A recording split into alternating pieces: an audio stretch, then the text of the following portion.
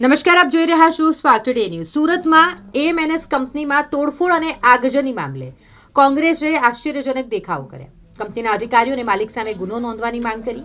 શહેર જિલ્લા કોંગ્રેસ સમિતિ દ્વારા પોલીસ કમિશનર કચેરીએ મોરચો માંડ્યો। કામદારોના વેશમાં કોંગ્રેસીઓ પહોંચ્યા। કોંગ્રેસ પ્રમુખ અને કાર્યકરો માથે સેફટી હેલ્મેટ અને ડ્રેસ કોડ પહેરી કમિશનર કચેરીએ પહોંચી ગયા। કામદારોને ન્યાય આપવાની માંગ કરી। કામદારો પર અત્યાચાર અને દમન ગુજારિયાનો આક્ષેપ છે। કોંગ્રેસ પ્રમુખ વિપુલ ઉદનાવાળાનો આક્ષેપ છે કે સરકાર કામદાર વિરોધ સરકાર છે। સરકારના ઇશારે પોલીસે ગુના દાખલ કર્યા। કામદારો વિરુદ્ધ ગંભીર ગુનો દાખલ કરાયો છે। કામદારો પર લાઠીચાર્જ કરાયો।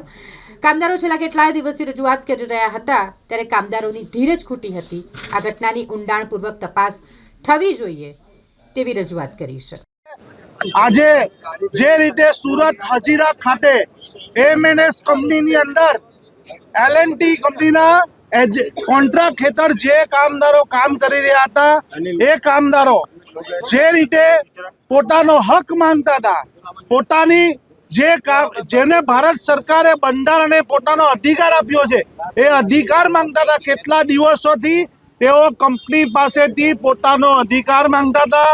તેઓ નિયમ પ્રમાણે એમને જોઈતું વળતર માંગતા હતા, એમને સુવિધા માંગતા હતા, પણ આ કંપનીએ જે રીતે એમની ઉપર દમન ગુજાર્યું છે, જે રીતે એમના ઉપર અત્યાચાર કર્યો છે, તેમના ઉપર લાઠીચાર્જ કરાવ્યો છે, અને આ કંપનીના અધિકારીઓ કે આ કંપનીના માલિકો પર નહીં, પણ જે નિર્દોષ કામદારો છે, ગરીબ કામદારો, જે ભારતના ખૂણે ખૂણેથી આવ્યા કામદારો છે, અમારા સુરતના કામદારો, જે કામદારો એ કામ કરતા હતા અને પોતાનો અધિકાર માંગવા માટે ગાંધી ચિંધ્યા માર્ગે આંદોલન કરવા માંગતા હતા, તેઓને એ લોકો હિંસક રસ્તે લઈ જાય અને તેમની સાથે દમન કર્યું છે અને એમની સાથે અત્યાચાર કર્યો છે અને તેઓ પર ગંભીર ગુના દાખલ કર્યા છે।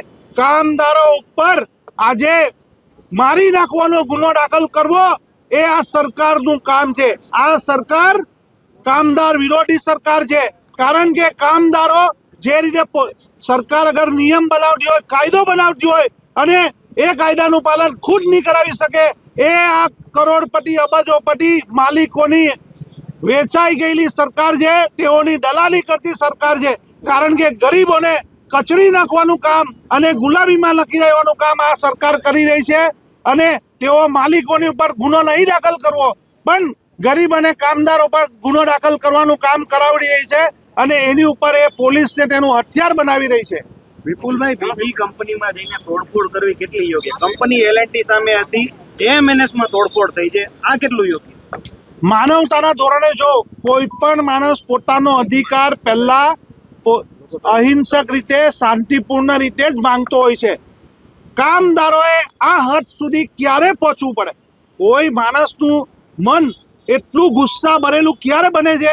જ્યારે એનો સાચો હક, અધિકાર છીનવાઈ જાય છે ને એની વાત નથી માનવામાં આવતી, ત્યારે આપણે એક જાનવરને બિસ્કિટ 2-4 વાર આપીએ ને પાછી ખેંચી લઈએ પાછી, તો એ જાનવર પણ એ બિસ્કિટ નથી ખાતું। તો આપણે માનવ છીએ, અને એ માનવ જ્યારે ગુસ્સો ભરાય છે, ત્યારે એ ઇતિહાસ બદલે છે, અને આ ઇતિહાસ આ પુનરાવર્તનનો ઇતિહાસ બદલાઈ રહ્યો છે, એ દેખાઈ રહ્યું છે। પોલીસ કમિશનર ઓફિસે કેમ આવ્યા?